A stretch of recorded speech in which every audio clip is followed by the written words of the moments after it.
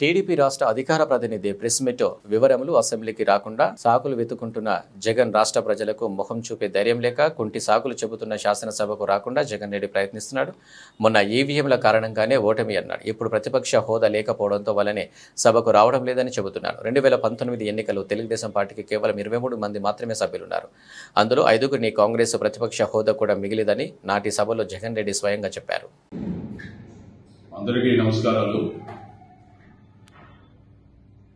గత 5 సంవత్సరాలలో జగన్మోహన్ రెడ్డి ముఖ్యమంత్రిగా పరిపాలన చేసినప్పుడు ఏ రోజు కూడా ప్రజా సమస్యల పట్ల ప్రజల గురించి పట్టించుకోకుండా ఒక నియంతలాగా పరిపాలన చేసి అరాచకాలు, విధ్వంసాలు, మాఫియాలు, దోపిడీ విధానంతో పరిపాలన చేసి అన్ని వర్గాలపైన కూడా ఆర్థిక భారం మోపి అందరికీ కూడా నిద్ర లేకుండా చేసినటువంటి ముఖ్యమంత్రి జగన్మోహన్ రెడ్డి. కాబట్టే ఈ ఎన్నికల్లో జగన్మోహన్ రెడ్డికి ఆయన పార్టీకి కేవలం 11 సీట్లకు మాత్రమే పరిమితం చేసి ప్రజలు ఈరోజు ఆయనకు ప్రతిపక్ష నాయకుడు హోదా కూడా ఇవ్వకుండా చేశారు. అయితే ఈరోజు జగన్మోహన్ రెడ్డి తన కనీసం ప్రతిపక్ష హోదా కూడా లేదని చెప్పి ఉద్దేశంతో అసెంబ్లీకి రాకుండా ఉండడం కోసం కుంటి సాకు వెతుకుతున్నారు. మొన్నటి వరకైతే ఈవీఎంల పైన పడ్డాడు. ఇప్పుడు ప్రతిపక్ష హోదా లేదు.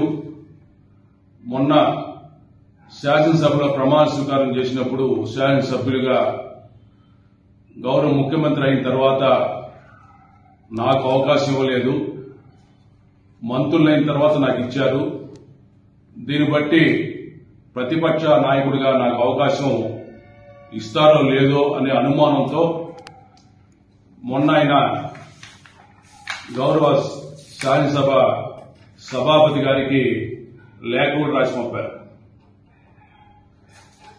ఇదే జగన్మోహన్ రెడ్డి గత శాసనసభలో తెలుగుదేశం పార్టీకి 23 మంది శాసనసభ్యులుంటే ఒకరోజు శాసనసభలో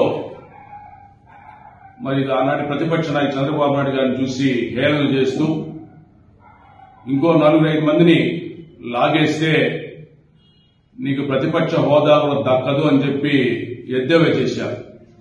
అంటే 18 మంది శాసనసభ్యులుంటే నీకు ప్రతిపక్ష హోదా దక్కదు, కాబట్టి 5 మందిని నేను లాగేస్తే నీకు ఆ హోదా పోతుందని చెప్పినటువంటి పెద్ద మనిషి ఈరోజు కేవలం 11 మంది శాసనసభ్యులుంటే తనకు ప్రతిపక్ష హోదా ఇవ్వమని చెప్పి అడుగుతున్నాడంటే ఈయన మనస్తత్వం ఏంటో ఒకసారి మనం అర్థం చేసుకోవచ్చు.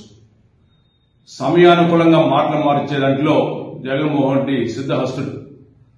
మరి ఆనాడు ప్రతిపక్ష హోదా కావాలంటే 18 మంది పైగా ఉండాలని చెప్పిన నాయకుడు ఈయన ఈరోజు తనకేదో ప్రతిపక్ష హోదా తెలుగుదేశం ప్రభుత్వం, కూటమి ప్రభుత్వం ఇవ్వలేదని చెప్పి ప్రజల ముందు మరి ఈరోజు అక్కసు వెలబోసుకుంటున్నాడు. మేము ఒకటి అడుగుతున్నాం, మీకు ప్రజా సమస్యల పట్ల చిత్తశుద్ధి ఉంటే ప్రజా సమస్యలను శాసనసభలో మరి నిలదీసి మాట్లాడి సమస్యల పరిష్కారం చేయాలని చిత్తశుద్ధి ఉంటే ప్రతిపక్ష హోదా అవసరం లేదు. కేవలం శాసనసభ్యుడిగా కూడా ప్రజా సమస్యలు మీరు వినిపించవచ్చు. గత శాసనసభలో మీరు ఎన్ని అవమానాలు చేసినా తెలుగుదేశం పార్టీ శాసనసభ్యులు అన్ని అవమానాలు కూడా ఓర్చుకొని మరి శాసనసభలో ఉండి మరి ప్రజా సమస్యలను ఎప్పటికప్పుడు మరి సభలో ప్రస్తావించి ప్రభుత్వం నిలదీసి ప్రజా సమస్య పరిష్కారం కోసం కృషి చేశారు. మరి మీరు ఆ విధంగా ఎందుకు చేయరని చెప్పి మేము ప్రశ్నిస్తున్నాం. ఈరోజు 11 మంది శాసనసభ్యులు ఉన్నారు. లక్షలాది మంది ప్రజల సమస్యలు మీరు శాసనసభలు వినిపించే అవకాశం మీకు కల్పించారు శాసనసభ్యులుగా.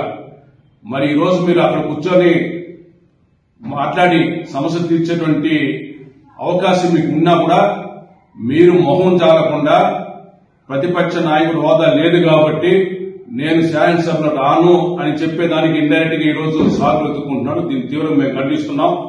జగన్మోహన్ రెడ్డి నిజంగా ప్రజల మీద గాని ప్రజా సమస్యల పట్ల ఏమాత్రం చిత్తశుద్ధి లేదు.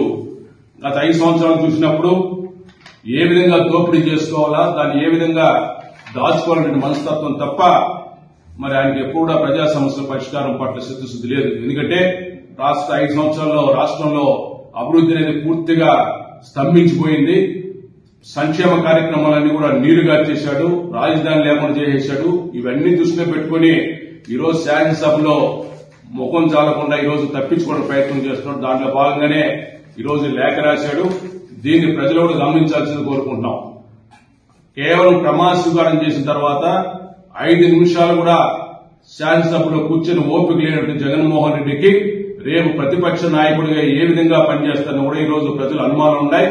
ఖచ్చితంగా ఈ రోజు ఈయన ఏదో సాగు చెప్పి శాసనసభ నుంచి బయటకు వెళ్లిపోవడానికి